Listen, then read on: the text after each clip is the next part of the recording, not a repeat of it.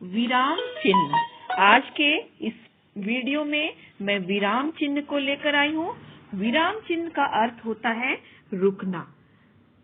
लिखते समय वाक्य के बीच में तथा अंत में विराम को प्रकट करने के लिए कुछ निश्चित चिन्हों का प्रयोग किया जाता है, जिसे विराम चिन्ह हम कहते हैं। इस विराम चिन्ह को लिखित भाषा में कुछ चिन्हों के द्वारा स्पष्ट किया जाता है। इन चिन्हों को ही विराम चिन्ह कहा जाता है। परिभाषा शब्दों, वाक्यांशों या वाक्यों के बीच या अंत में कहीं रुकना पड़ता है, जिसे प्रकट करने के लिए कुछ चिन्ह लगाए जाते हैं। उन चिन्हों को ही विराम चिन्ह कहते हैं। कुछ विराम चिन्ह यहाँ पे उदाहरण के रूप में दिए हुए हैं, जैसे कि पूर्ण विराम। एक करके इसके बारे में भी पढ़ेंगे कि पूर्ण विराम चिन्ह का प्रयोग साधारण वाक्य के अंत में होता है। जैसे उदाहरण लिखा हुआ है, आज बच्चों ने पेड़ लगाए, कल छुट्टी है। तो ये यहाँ वाक्य खत्म होती है, तो यहाँ पूर्ण विराम का हम प्रयोग करेंगे। आगे है अल्प विराम। जैसा कि आप देख पा रहे हैं, अल्प विराम लिखते समय जहाँ थोड़ी देर के लिए रुकना हो, वहाँ अल्प विराम चिन्ह का प्रयोग करते हैं। जैसे, हाँ मैं तैयार हूँ, पिताजी ने कहा, वे स्वयं आएंगे। उसके बाद है अर्ध विराम, जहाँ पूर्ण विराम से कम और अल्प विराम से अधिक रुकना पड़े तो उस चिन्ह का प्रयोग किया जाता है। यमुना में जल स्तर बढ़ गया, अर्ध विराम। सभी झुग्गी झोपड़ियों को खाली कर लिया गया। इस तरह से यहाँ पे अर्ध विराम के चिन्ह का हम प्रयोग करेंगे। उसके बाद है प्रश्नवाचक चिन्ह। प्रश्नवाचक चिन्ह का प्रयोग उन वाक्यों के अंत में किया जाता है जिनका प्रयोग प्रश्न पूछने के लिए होता है। जैसे, आप कहाँ रहते हैं? तुम कहाँ वहाँ क्यों गए थे? प्रश्नवाचक चिन्ह।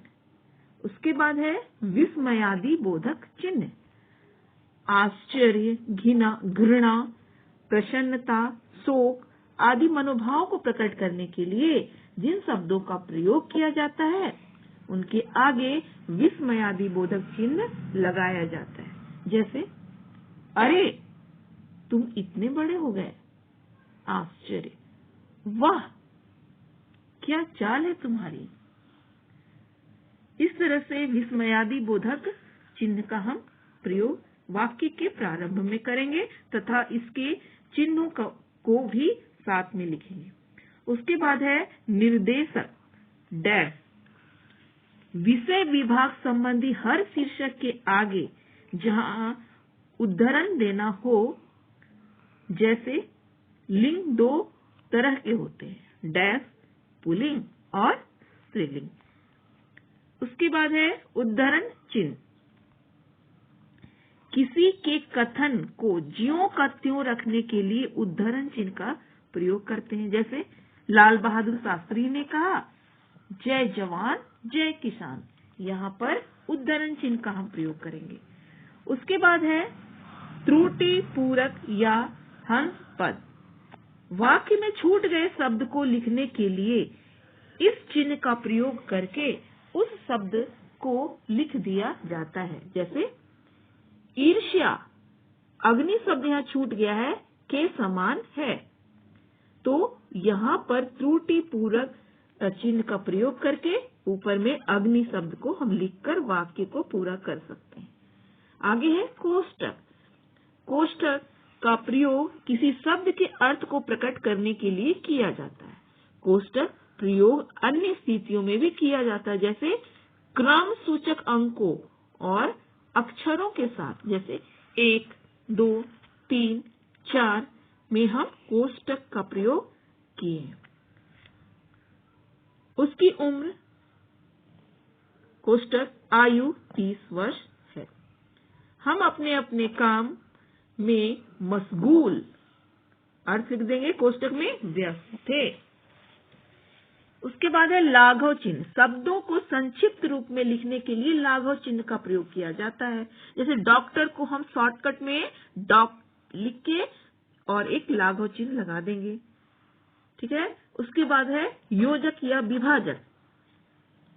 इस चिन्ह का प्रयोग समासिक पदों या पुनरुक्त और युग्म शब्दों के माध्यम से किया जाता है। जैसे सुख दुख, समासिक पद है ये।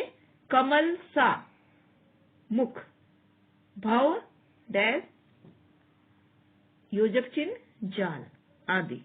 विवरण, जब किसी बात का विवरण, उत्तर या उदाहरण आदि अगली पंक्ति में देना हो तो विवरण चिन्ह का प्रयोग किया जाता है। जैसे स्वास्थ्य के लाभ निम्नलिखित हैं, विवरण का चिन्ह। हमारी समस्याएं निम्नलिखित है, विवरण का चिन्ह। इस प्रकार से यहाँ पर विराम चिन्ह के पाठ की समाप्ति होती है। आगे के वीडियो में मैं प्रश्न अभ्यास को लेकर आऊंगी। धन्यवाद।